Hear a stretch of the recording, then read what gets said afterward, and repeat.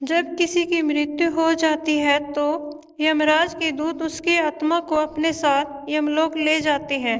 जहां उसके पुण्य और पाप कर्म का लेखा जोखा किया जाता है। 24 घंटे के अंदर यमदूत उस प्राणी की आत्मा को वापस उसके घर छोड़ जाते हैं। यमदूत के द्वारा वापस छोड़े जाने के बाद मृतक की आत्मा अपने परिजनों के बीच ही भटकती रहती है और अपने परिजनों को पुकारती रहती है, लेकिन उसकी आवाज को कोई नहीं सुनता। यह देख मृतक की आत्मा अपने शरीर में प्रवेश करने की कोशिश करती है, लेकिन यमदूत के पास में बंधे होने के कारण वह मृत शरीर में प्रवेश नहीं कर पाती है। इसके अलावा गरुड़ पुराण में बताया गया है कि किसी की मृत्यु हो जाने पर जब उसके परिजन रोते भी लगते हैं तो यह देख मृत आत्मा दुखी हो जाती है और वह भी रोने लगती है, लेकिन वह कुछ कर नहीं पाती और लाचार होकर अपने जीवन काल में किए गए कर्मों को याद करके दुखी हो जाते हैं। गरुड़ पुराण की माने तो जब यमदूत मृतक की आत्मा को उसके परिजनों के बीच छोड़ जाते हैं तो उसके बाद उस आत्मा में इतना बल नहीं रहता है कि भाई यमलोक की यात्रा तय कर सके। गरुड़ पुराण के अनुसार किसी भी मनुष्य की मृत्यु के बाद जो 10 दिनों तक पिंड दान किया जाता है उसे मृत आत्मा के विभिन्न अंगों की रचना होती है और फिर 11वें और 12वें दिन जो पिंड दान किया जाता है उससे मृतक की आत्मा रूपी शरीर का मांस और त्वचा का निर्माण होता है। और जब 13वें दिन 13वीं की जाती है तब मृतक के नाम से जो पिंड दान किया जाता है उससे ही वो यमलोक तक की यात्रा तय करती है। अर्थात मृत्यु के पश्चात 13 दिनों तक जो मृत आत्मा के नाम से पिंड दान किया जाता है उसी से आत्मा को मृत्युलोक से यमलोक तक जाने का बल मिलता है। गरुड़ पुराण में ये भी बताया गया है कि जब किसी मनुष्य की मृत्यु हो जाती है तो उसकी आत्मा 13 दिनों तक अपने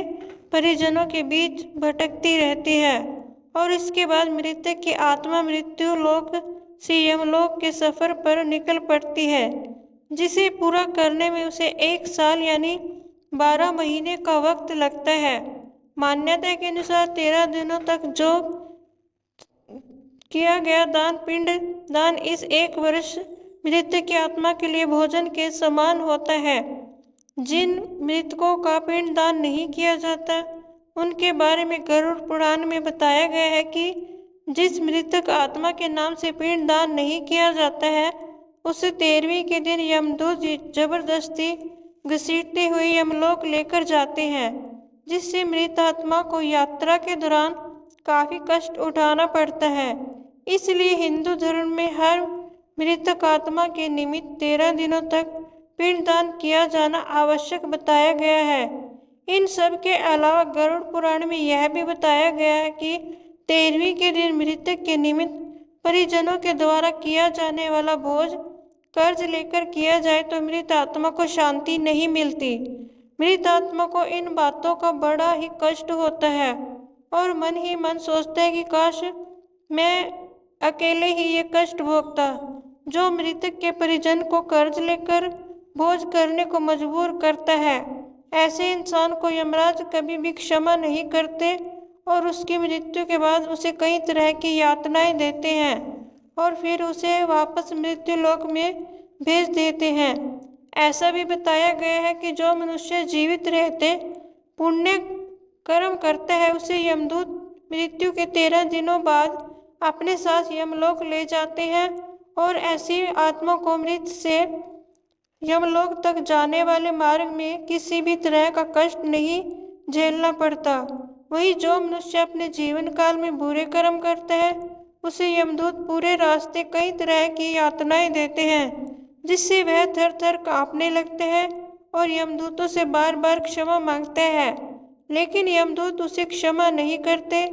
इसके बाद जब पुण्य आत्मा यमलोक पहुंचती है